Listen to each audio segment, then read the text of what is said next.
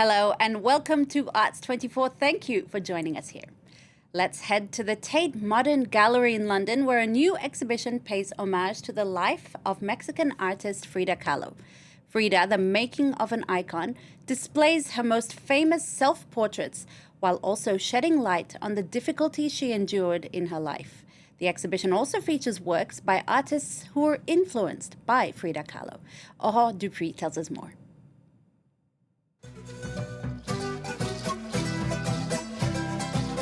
Frida Kahlo, relatively unknown during her lifetime, now one of the most influential artists of all time. Her iconic unibrow, flower crowns and vibrant colors are recognized around the world. She exaggerated as well her androgynous features. She styled facial hair, which was quite radical for the time. Her self-portraiture really opens the artist up, and she almost feels like an old friend. Instead of beautifying her portraits, Frida Kahlo remained brutally honest in her art, reflecting a life marked by pain. As a child, she contracted polio, which damaged one of her legs. Then, at 18, she almost died in a bus accident. Bedridden for years, forced to wear braces to support her spine, her dreams of becoming a doctor were shattered. So she picked up a mirror and started painting herself. Disabilities, miscarriages, heartbreaks, Frida openly depicted subjects rarely tackled by female artists at the time. She addressed her own personal suffering, emotionally and physical suffering in her work. I think many people identify with that. And through all of that, her sense of strength and resilience is quite unique. And I think she pioneered a genre of self-portraiture that has had a huge influence on artists in the last generation. Amongst them, Carmen Lomas Garza. She created a Mexican altar to honor the fearless, revolutionary artist who passed away 7 decades ago. This is an ofrenda to Frida Kahlo, because I learned about her when I was an undergraduate student at the university, and I was very impressed with her artwork because her portraits were so clear to the front, and also because I recognized her eyebrows. They were very much like mine were when I was young. Frida, the making of an icon, showcases more than 200 works by generations of artists she continues to inspire today. From movies to commercial objects, Frida Kahlo's become a global sensation, dubbed the Frida Mania. Here in France, World Cup fans have been gripped by Panini fever. The famous sticker albums attract both children and adults and have been around in France since the 1960s. They appear for major sports tournaments and entertainment franchises like Pokémon. Collectors need patience, though, to obtain sticker packs to complete the albums. This time round, newsstands have been caught off guard by the craze, and fans have been left frustrated. Aurore Dupuis and our colleagues at France 2 have more. World Cup players on stickers, one of the hottest finds for collectors and football fans. On social media, the race is on to track them down. You can't find them anywhere. They're sold out. They don't have the albums, they don't have the World Cup stickers. They're out of stock here. Same in this tobacco shop. They ran out of sticker packs only 3 days after the tournament kicked off. Only the albums are left. Do you have any stickers? No, we've run out. When are you expecting more? Sometime next week, hopefully. I should have come sooner.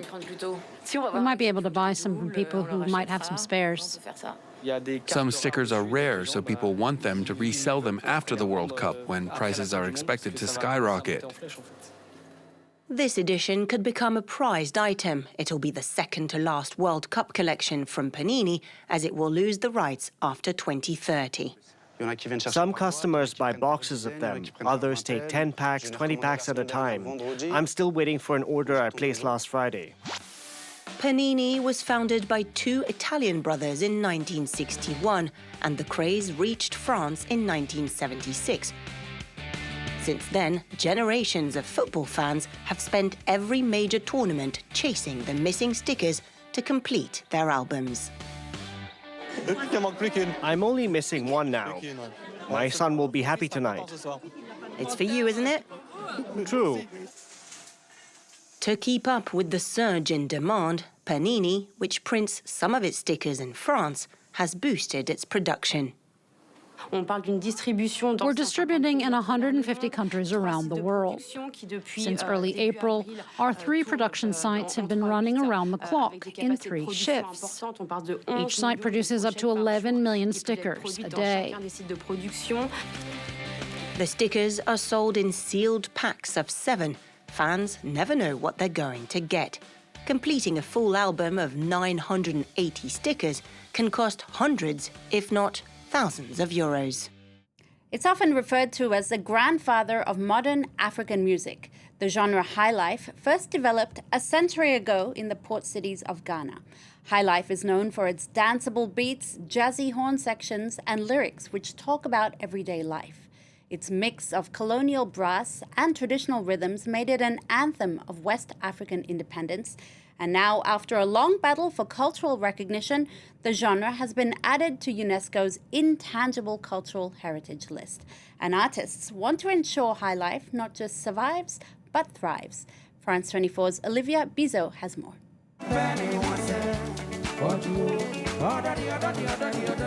This is the sound of a century in motion. Highlife first emerged in the 1920s, fusing Ghanaian musical traditions with colonial instruments. Born in exclusive clubs, it became known as the music of the high society, before becoming the soundtrack of West African independence. So Highlife in itself is a social phenomenon, but then the music now defines what it is. And it comes with a rhythm, the language, the blending of, genres, trying to put folk and, other things together to create one sound. And if you know what Highlife is. Once you hear it, you know this is Highlife. Following independence in 1957, Ghana's first president, Kwame Nkrumah, funded Highlife band tours across West Africa to promote Pan-African unity. As the sound spread into different styles, Ghanaian musicians feared their role as pioneers would be forgotten. Veterans like Bessa Simmons have spent years fighting for recognition. There was a big risk of Highlife, just disappearing into the darkness, but it's there, but nobody mentions it. Musicians across West Africa started playing their own brand of Highlife. So it will be very easy for them to say, hey, this is, we are the originators of Highlife. Late last year, that advocacy finally struck the right chord. UNESCO inscribed Highlife on its intangible cultural heritage list, a rare distinction that places it among the world's most treasured musical traditions. By being on the list, Ghana also has an access to international assistance. It is part of the international cooperation mechanisms of the convention. So we work together with all the countries together to make sure that the importance of this heritage is understood, valorized, and being used by communities. That global recognition is now translating back to the stage. Highlife bands like Santrophy are bringing Ghanaian rhythms to packed venues from London to Tokyo to Paris.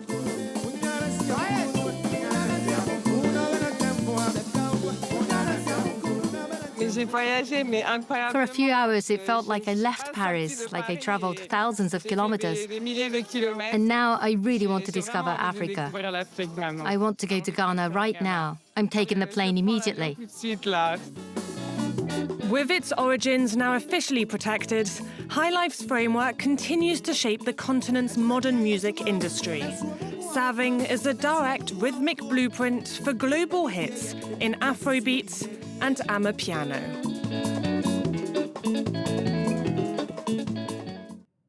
That was France 24's Olivia Bizot with that report from Ghana. It's one of the biggest music festivals in France. Solidays kicks off this Friday at Paris's Hippodrome de Paris-Longchamp. Solidays was first organized in 1999 to raise awareness and money for the fight against HIV and AIDS. Since its inception, the festival has raised tens of millions of euros for the cause, all in the name of music. Solidays brings together some 200,000 people each year with high-profile concerts, but also talks and exhibitions on offer. This year, French hip-hop star Gims will perform, as well as French pop-rap stars Orelsan and Bigflo and Ollie, and the American EDM group Major Lazer. Let's leave you with this look at Solidays. Thank you for watching us here on Arts 24. See you next time.